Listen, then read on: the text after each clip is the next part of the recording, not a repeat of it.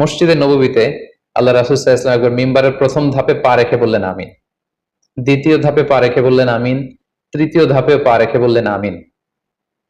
সাহাবারা জিজ্ঞেস করলেন, ইয়া রাসূলুল্লাহ, তিনবার কেন আমিন বললেন? আমরা তো বুঝতে পারলাম না। আল্লাহ রাসূল সাল্লাল্লাহু আলাইহি ওয়াসাল্লাম তখন বললেন যে এইমাত্র জিবরিল আমার কাছে এসে আমাকে শুনিয়েছে যে ব্যক্তি রমাদানুল মুবারক পেয়েও ইবাদতের মাধ্যমে আল্লাহর ক্ষমা পেল না, সে দুর্ভাগা, সে হতভাগা। আমি তখন বলেছি আমিন। তারপর জিবরিল বলল যে মা বাবা উভয়কে পেয়ে তাদেরকে সন্তুষ্ট করার মধ্য দিয়ে যারা আল্লাহর জান্নাতকে হাসিল করতে পারলো না, তারা দুর্ভাগা, হতভাগা। আমি বলেছি আমিন। তৃতীয় পর্যায়ে জিব্রাইল বলেছে যে হে নবী, আপনার নাম শুনবার পরেও যে আপনার উপর দুরূদ পাঠালো না, অর্থাৎ সাল্লাল্লাহু আলাইহি ওয়াসাল্লাম বলল না, সে দুর্ভাগা, সে হতভাগা। তখন আমি বলেছি আমিন। সম্মানিত শুধু এই হাদিস থেকে আমরা বুঝতে পারি যে যারা রমাদান পেয়ে আল্লাহর প্রিয় ভাজন বান্দা হতে পারলো না, আল্লাহর কাছ থেকে ক্ষমার ঘোষণা পেল না, তাদের চেয়ে দুর্ভাগা এবং হতভাগা আর কেউ হতে পারে না।